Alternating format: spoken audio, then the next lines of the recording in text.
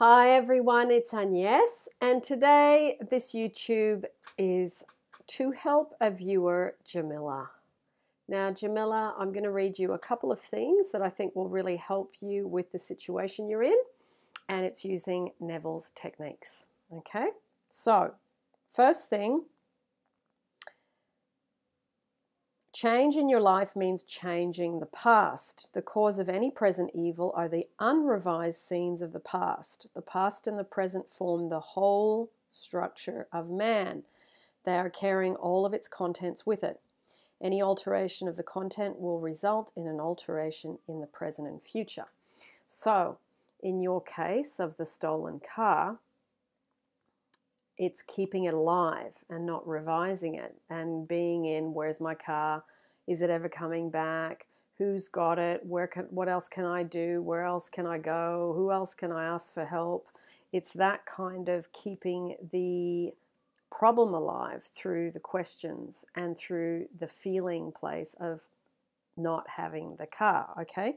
So Neville's saying the cause of any present evil are the unrevised scenes of the past. So you could apply revision to your situation and go back and revise that the day you went and the car was missing, go back, put the key in the door, get into the car, and be driving away down the road, and do that over and over and over again. So what it does is it rubs out the past, it revises it how you wanted it to be, and then it creates a new present, and then it goes forth and creates a new future. Okay, so that's the first thing.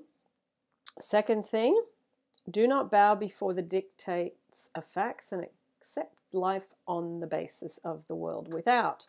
Assert the supremacy of your imaginal acts over the facts and put all things in subjection to them. Hold fast to your ideal in your imagination. Nothing can take it from you but your failure to persist in the imagining the ideal realized. Imagine only such states that are of value or promise well. So, in this case, the important part, do not bow to the dictate of facts. So the fact is, your car's gone. And accept life on the basis of the world without. So the world without being your car's missing, you don't know where it is.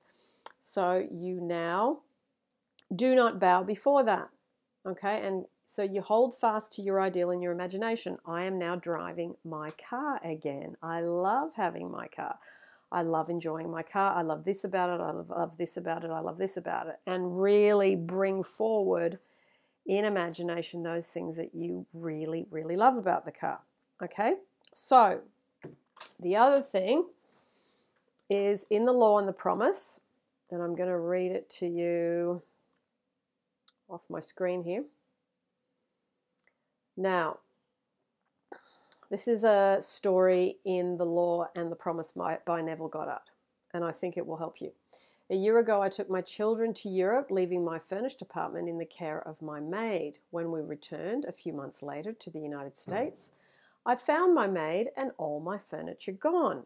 The apartment superintendent stated that the maid had had my furniture moved by my request. There was nothing I could do at that moment, so I took my children and moved into a hotel. Of course, I reported the incident to the police and also brought in private detectives on the case. Both organizations investigated every moving company and every storage warehouse in New York City, but to no avail. There seemed to no avail, that was meant to be. There seems to be absolutely no trace of my furniture nor my maid. Having exhausted all outside sources, I remembered your teaching and decided I would try using my imagination in this matter. So, while seated in my hotel room, I closed my eyes and I imagined myself in my own apartment, sitting in my favorite chair, surrounded by all of my personal furnishings. I looked across the living room at the piano, on which I kept pictures of my children. I would continue to stare at my piano until the entire room became vividly real to me. I could see my children's pictures and actually feel the upholstery of the chair in which, in my imagination, I sat. The next day, as I came out of the bank, I turned to walk in the direction of my vacant apartment instead of towards the hotel. When I reached the corner, I discovered my mistake and was just about to turn back when my attention was drawn to a very familiar pair of ankles. Yes, the ankles belonged to my maid. I walked up to her and I took hold of her arm. She was quite frightened, but I assured her all I wanted from her was my furniture. I called a taxi and she took me to the place in which her friends had stored my furnishings. In one day, my imagination had found what an entire big police force and private investigators could not find in weeks. R.O.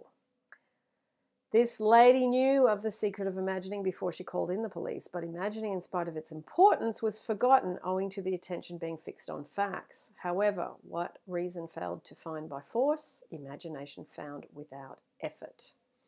Nothing merely goes on, including the sense of loss, without its imaginal support. Now I'm going to read that part again. Nothing merely goes on, including the sense of loss, without its imaginal support. So as she was imagining it gone, getting the police, getting the private investigators, the sense of loss was there. It's lost. Can you help me find it? It's lost. I want it back. It's lost. I'm angry. It's lost. Where is it?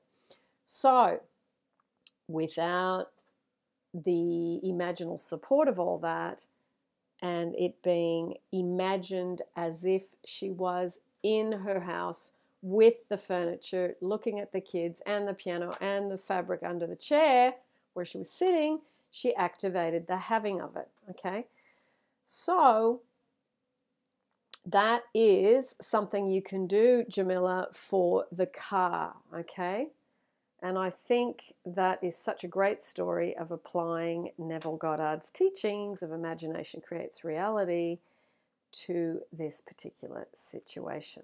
Okay, now I'm going to put down in the description the link to the PDF for The Law and the Promise for those of you that want to read the entire book.